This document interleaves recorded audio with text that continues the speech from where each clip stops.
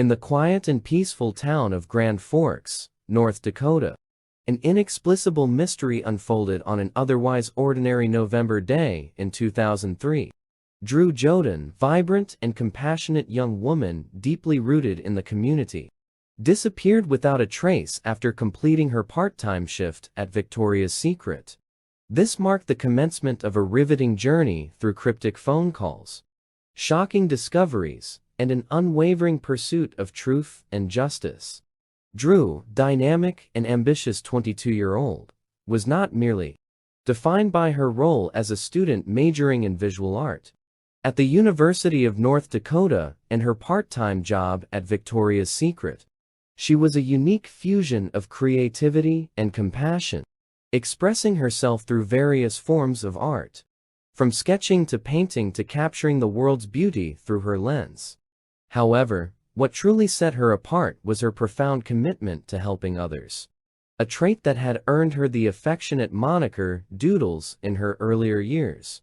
That fateful Saturday, November 22nd, Dru completed her shift at Victoria's Secret at 4 p.m., her vibrant spirit undiminished.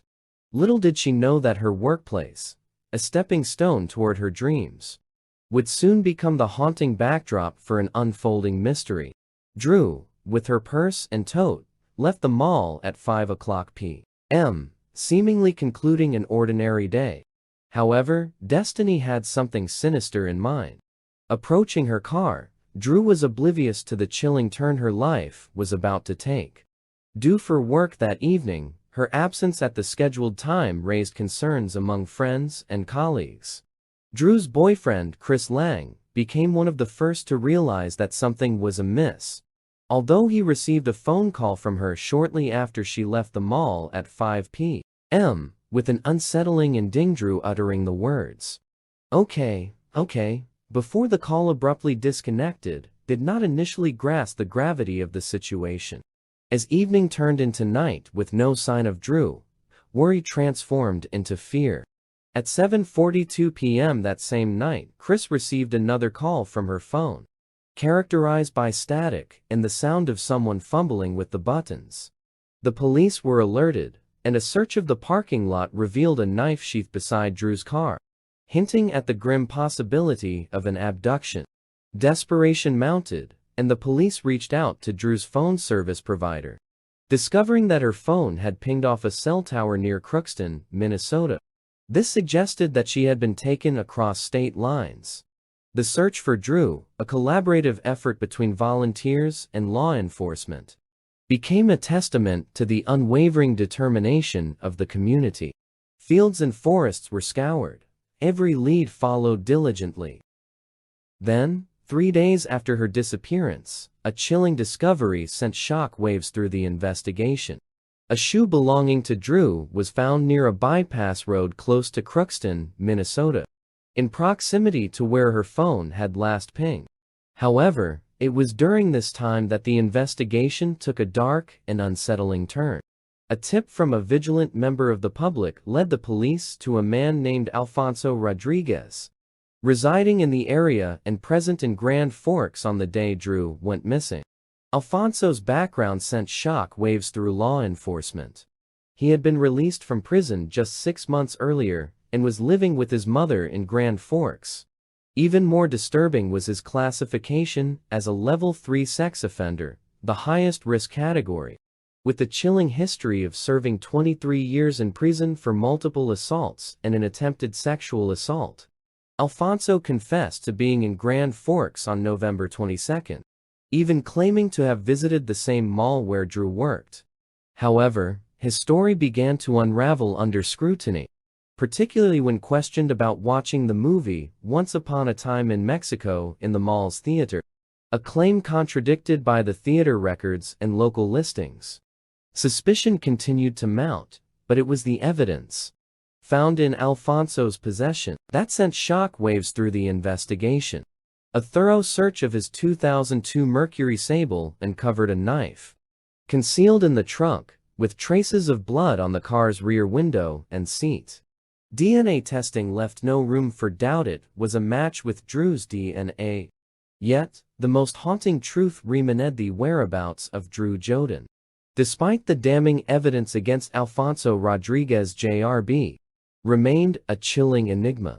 Arrested and facing federal charges, Alfonso continued to deny responsibility. Several months later, on April 17, 2004, a tragic event unfolded when Dru's lifeless body was discovered in a drainage ditch outside of Crookston. The grim scene revealed Dru, partially unclothed from the waist down, her hands cruelly bound behind her back, and her lifeless form lying face down. The location where her body was found had been previously searched but remained concealed. Beneath the snow, the thaw revealed the horrific truth. The autopsy conducted on Dru's body aimed to determine the exact cause of her death. The findings indicated that she may have succumbed to a slash wound to her neck or exposure to the harsh elements.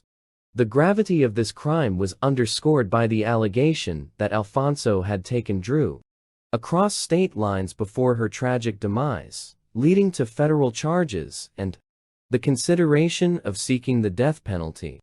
The prosecution contended that there was no room for doubt Dru had been kidnapped, transported across state lines, and ultimately murdered, potentially suffering violation. The jury was presented with compelling evidence, including a knife found in Alfonso's car, knife sheath located near Dru's vehicle, and DNA analysis linking Alfonso to the crime. Additionally, hair and fiber samples from Dru's body and belongings further connected him to the horrifying act. Dr. Michael McGee, the medical examiner, played a pivotal role in the courtroom drama, testifying about Dru's injuries and the circumstances surrounding her death. Dr. McGee pointed to 2 substantial cuts on her neck as the likely cause of her demise, although he couldn't definitively rule out suffocation or exposure.